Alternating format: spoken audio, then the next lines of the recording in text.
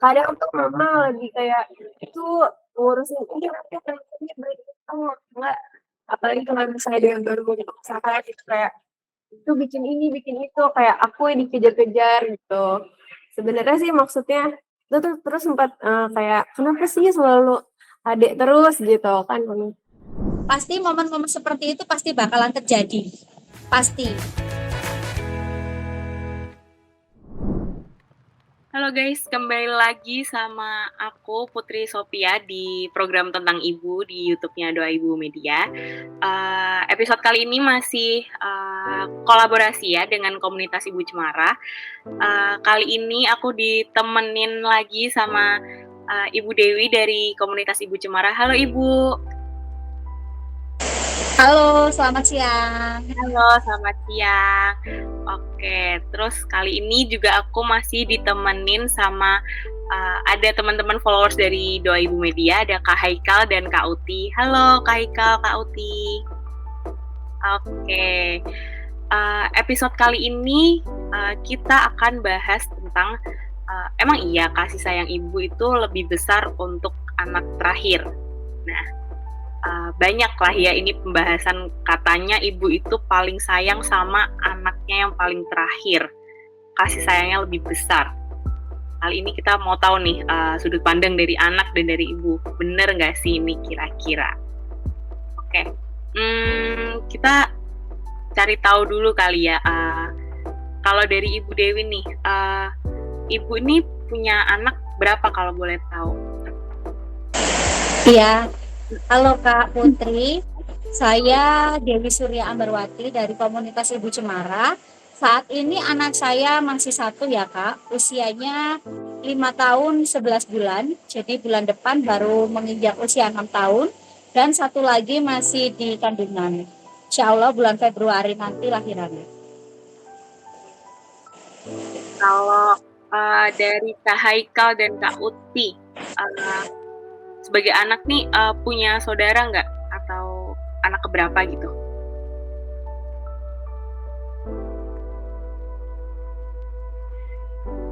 Ya kalau aku dari 4 bersaudara, nah aku anak pertama. Ya. Oke, anak pertama nih. Oke. Ya. Kalau Kak Uti? Kalau aku satu-satunya sih. Oh, anak tunggal ya berarti ya Kak? Oke.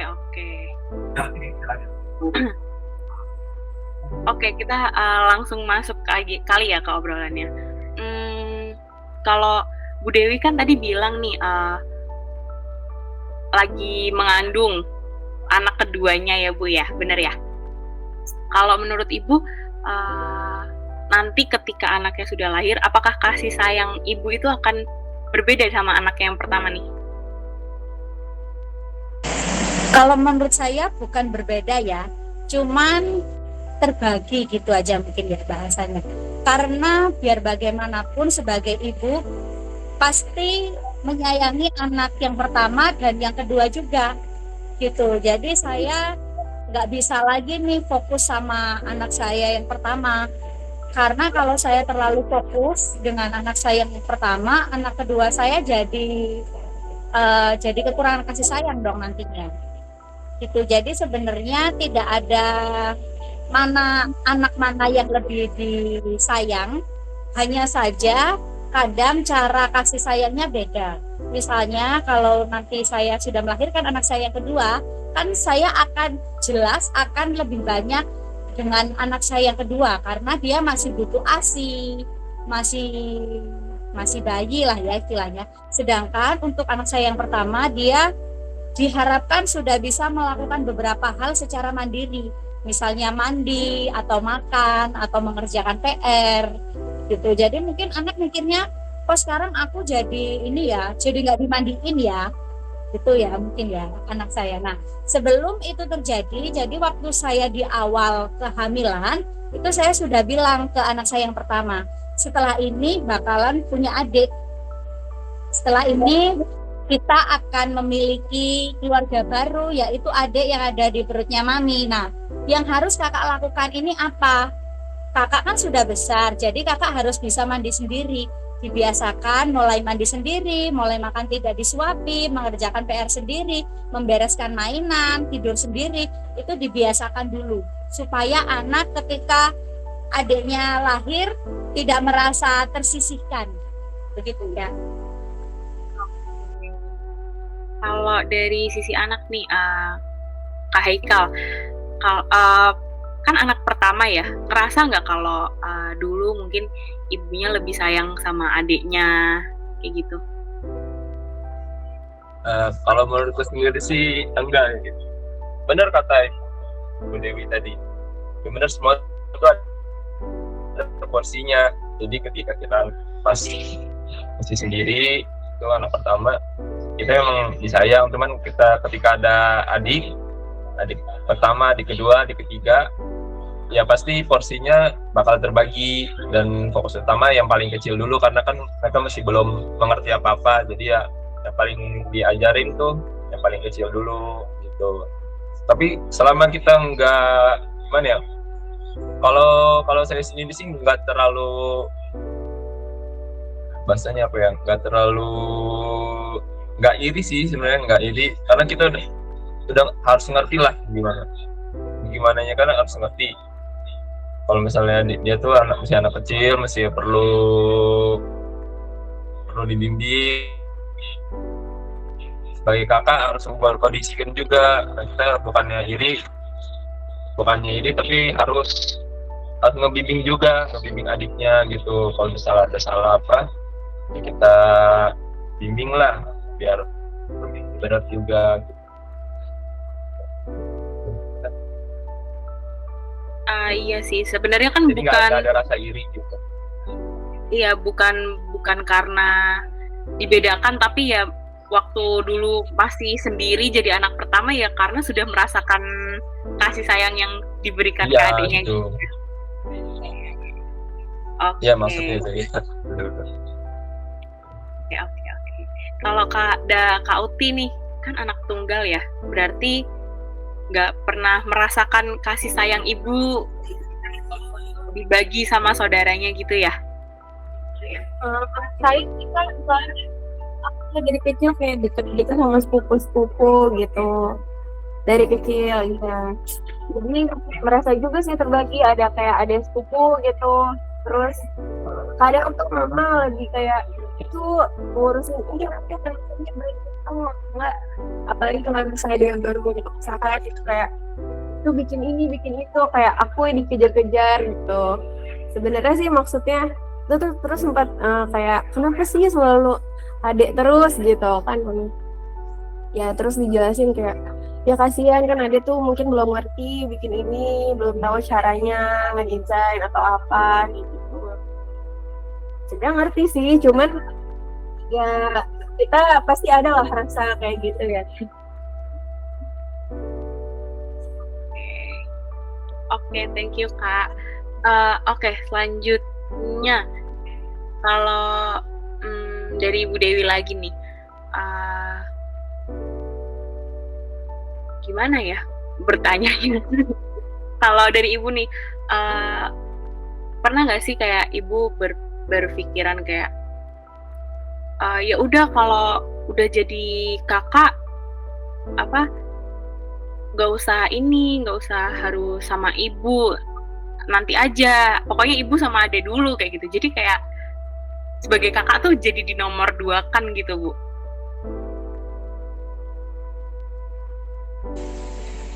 Kalau menurut saya sih enggak ya, cuman itu masalah cara penyampaian dan komunikasi aja.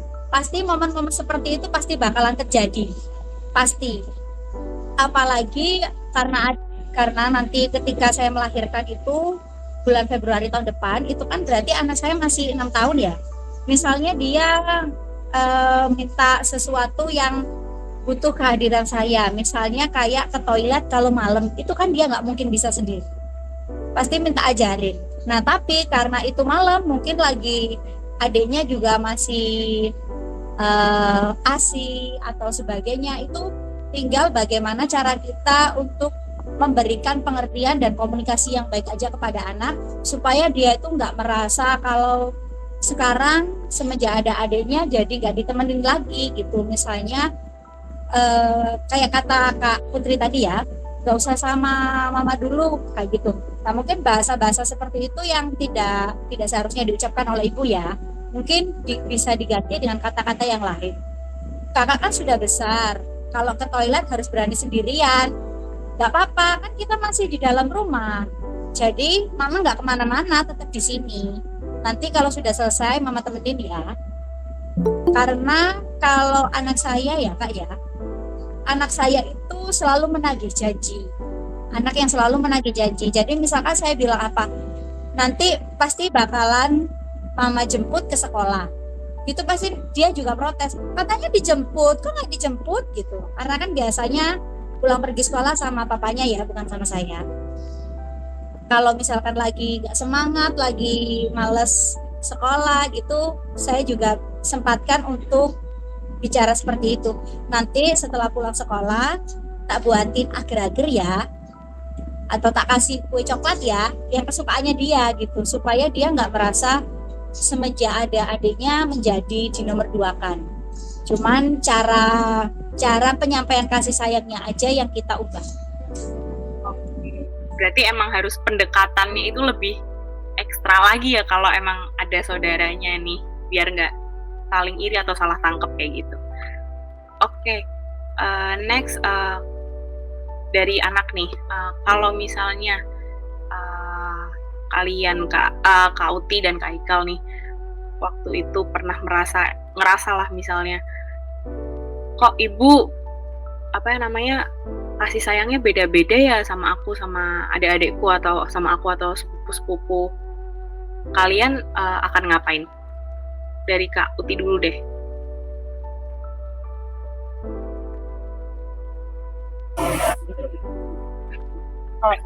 Kalau aku sih mungkin mama tuh kayak gitu, kayak karena sepupu aku mungkin merasa kurang kasih sayang juga dari orang tuanya, jadi kayak ini mama pengen bersikap kayak gitu supaya dia bisa ngerasain juga, mungkin sebenarnya kayak gitu sih Kak. Ya. Kalau untuk aku sih ya berusaha ngerti juga, karena aku kan dari kecil juga udah sama-sama sama dia, aku juga udah ngerasain gimana sama mama gitu sehari-hari gitu. Tapi kayak pernah disampaikan nggak kalau kayak, udah sih mah jangan sama sepupu aku terus, kayak gantian akunya kayak gitu, cara langsungnya gitu. Enggak sih Kak, paling cuma ngomong yang kayak waktu itu, kenapa sih ade terus gitu. Cuman sebenarnya juga aku ngerti, cuma kan pasti ada perasaan kayak gitu kan. Oke. Tapi tetap berusaha ngerti ya. Iya. Oke. Kalau dari kecil sih sebenarnya juga ada kayak bonding gitu sama orang tua kan, jadi udah terbiasa. Oke. Kalau dari Kak Haikal gimana? Kalau dari aku sih paling ya pas zaman pas masih kecil gitu, pas masih SD mungkin dulu ini mainan gitu kan, rebutan mainan, ini mainan kamu lebih bagus gitu. pas SD tuh mainan, terus rebutan main PS gitulah. Tapi pas udah beranjak SMP, SMA gitu ya udah saling ngerti aja. Ya, mungkin karena kan pas SD masih kecil ya cemburunya ke kayak suka berantem gitu. Begitu kan aku anak laki-laki semua, saudara laki-laki semua kayak gitu, berantem. Cuman pas udah SMP atas udah ngerti semua. Oke. Lagi sih. Tapi pernah kayak disampaikan ke ibunya nggak, kayak pernah nyampein secara langsung ke ibu nggak, kalau misalnya, ibu kayak gitu, janganlah ini nadek terus, akulah gitu. Ya, tahu ya, mungkin pernah ya pas kecil ya, cuman aku ada lupa. Tapi kalau udah mulai gede kayak udah enggak begitu ya. Iya, kalau misalnya masih kecil kan emosinya juga masih belum stabil gitu kan ya, wajar lah gitu. Oke. Iya. Oke, pertanyaan terakhir nih buat Ibu Dewi deh. Kalau misalnya dari seorang anak nih udah ngomong ke ibunya kayak, ibu kok lebih sayang sama Ade sih daripada sama kakak kayak gitu. Sebagai ibu tuh sebenarnya harusnya bersikap kayak gimana? Kalau saya, karena saya mengajarkan anak saya untuk selalu bilang maaf kalau salah, berarti saya juga harus melakukannya. Jadi kalau dia merasa seperti itu, ya nggak usah malu untuk minta maaf. Maaf ya, karena kamu merasa seperti itu. Terus yang kedua, berikutnya kita tanya di bagian mana sih yang dia merasa tersisihkan gitu ya.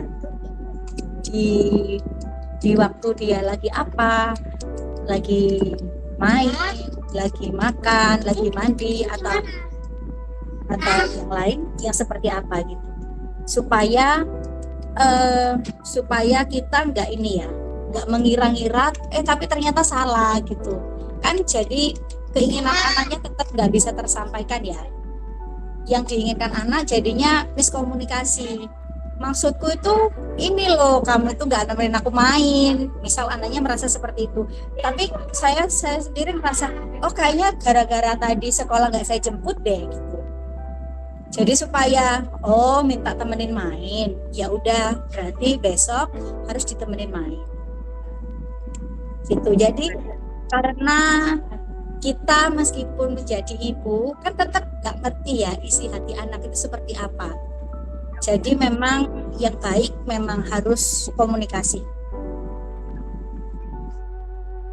Oke, jadi ya sebenarnya kasih sayang ibu tuh nggak dibeda-bedain, cuman karena mengingat porsinya ya anaknya yang lebih gede, udah pernah lah mendapat kasih sayang itu. Jadi kalau adiknya butuh perhatian yang lebih daripada kakaknya. Jadi ya gimana sebagai anak bisa ngerti posisinya, gimana jadi ibu juga bisa mengkomunikasikan hal itu dengan baik ya sama anaknya biar gak terjadi iri dan miskomunikasi. Oke. Ya gitu.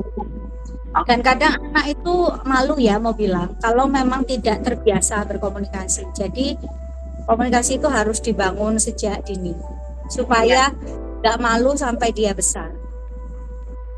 Berarti penting juga ya Bu, maksudnya kayak ngasih tahu anaknya dari kecil biar gedenya paham, itu juga penting ya berarti. Iya, itu penting. Dia maunya apa, dia inginnya apa, itu harus disampaikan supaya tidak terkesan satu arah, tidak terkesan kita yang selalu menuntut harus ini, tapi dia juga berani menyampaikan pendapat dan keinginan dia. Aku maunya ini, aku maunya sekolah di sini, hari ini aku mau pakai baju yang ini itu dia harus kita beri ruang juga untuk ngomong. Oke, terima kasih Bu Dewi dan Kak Haikal dan Kak Uti udah mau nemenin ngobrol-ngobrol lagi kali ini. Semoga obrolan tentang ibu episode kali ini bisa bermanfaat buat teman-teman yang nonton. Terima kasih atas waktunya. Terima kasih semuanya, sampai ketemu di lain waktu.